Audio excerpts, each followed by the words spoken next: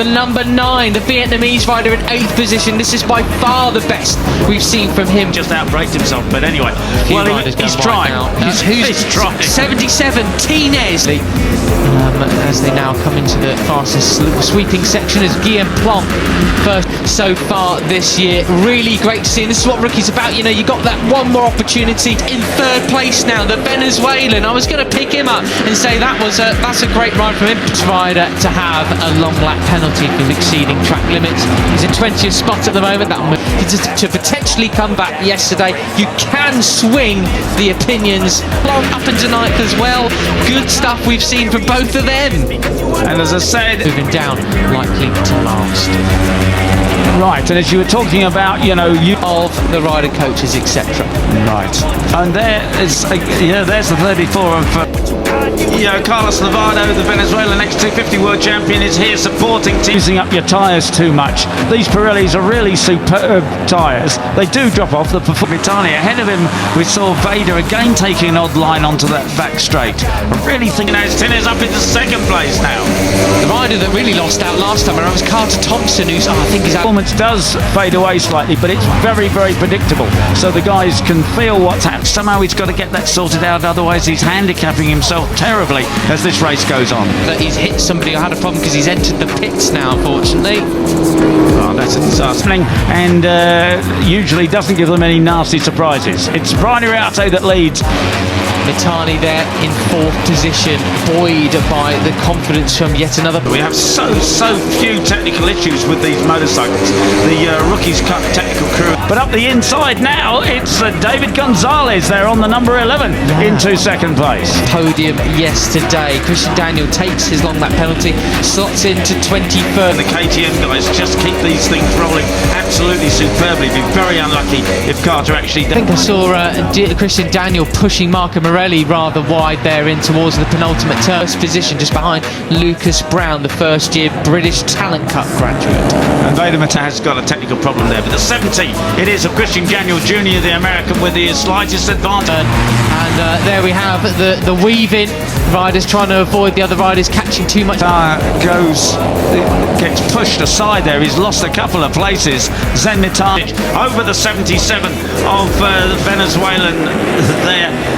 Kermantin. Slipstream Morelli up the inside of Daniel again, just slots it there, goes a little bit wide onto the green. And also to the 31 Augulia Pucciolati. He's not having a fun time of it at the moment. So it's North America versus South America. Onto the straight we come. It's so he might himself have a track limits warning, but they have officially been caught by the others. They've now got car pushing on their This is Ega Pratama. There's Marco Morelli on the 95. He's moving up as well. He's got in front of Veda. Christian Daniel, Tines, Hakim Danish, Sullivan Mounsey, Benyat Fernandez, and then tail car pushing moving up the inside, potentially, certainly of Morelli, but also potentially Daniel as well. Pratama. So Veda lost about 3 places on that lap. So Gonzalez just behind them. I think we now have. Oh, as they go across the grass and everything. Not quite.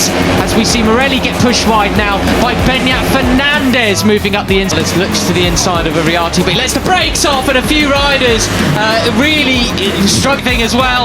It was Ramadipra I was looking at, the number 32. The other Indonesian rider that we have in the class is going to be Danish side by side with Morelli in the background too.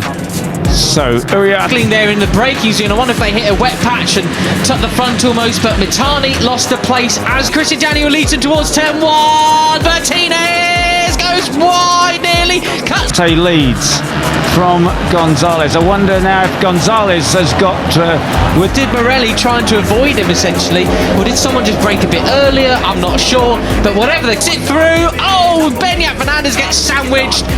Capuchin, Yaroslav Capuchin, the fellow Spanish one. If the 2 Spanish can make a break for it, they've got the slightest advantage over Veda. Cases. Pugliese now slots in the 2nd with David Gonzalez just behind. The Kurdistan rider, the 15-year-old, was in there as well, so he's back in the hunt again. Pratama in 3rd place. But they were half a second slower last time around than Capuchin. Pratama back up to 4th. And Danish and Pratama are right together there. This is absolutely cracking racing, this is. I mean, so many different names that we go to see up here. I mean, Peter, the Yugoslavian rider, Kurdistani rider, sorry. They're sorting themselves out for the second place in the cup. Danish up into 5th now as well, just off the back. We've not got like the titans that we had last year per se. You know, it was really just a year-long four-way. Yeah, look at this stuff, side by side. And hard on the brakes, the back end of the... Look at this group, he's the real beneficiary of the melee that ensued, turns 1 and 2, but it's Pugli. Fight between Uriarte, Carpe, Quiles and Peroni, and then like the likes of Morelli there in the end as well, but... KTM hopping around there as Brian turns it into the first right-hander.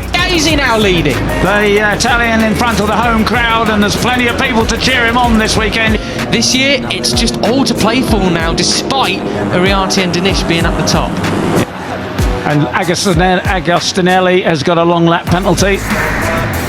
Yeah. He wasn't thrilled with yesterday's race at all, but this is his chance to sign in front of his home crowd. Yeah, absolutely superb, and let's hope this is a portent of the rest of the season, because this is incredible. So that'll be a track limits thing as well, and it'll probably be, Pete, surely that it'll be the final corner where there isn't really a limit. Oh, and he's looking determined there, weaving and bucking around there as he on the brake. Right, it's Christian Daniel Jr. who has the advantage. Tinez, the Argent. It'll be the first turn as well. That'll be where these riders are getting caught out. But he gets it turned okay. We've got Veda Pratama just losing a place to Danish. The Venezuelan in second place. Pratama in third. Right, side by side then on the brakes. This is where Brian was so late yesterday, and there. So Danish, well, this is what happens then. Danish back to his very best. He moves alongside Brian. Third. oh my goodness. Won the race, but this time it's Gonzalez who gets underneath him to take the lead. Uriarte looks up the inside of Curvone, but thinks better of it. Well, with first place in the... No one has the slightest, no one's able to open up more than a 2 or 3 bike length lead. And Keep off the green. Using every bit of road, but staying. Championship lost. Danish now really wants that second place to move up into the Moto3 World Champ. it doesn't last for more than a corner or two. Morelli's managed to make some progress now. He's up into 10th position.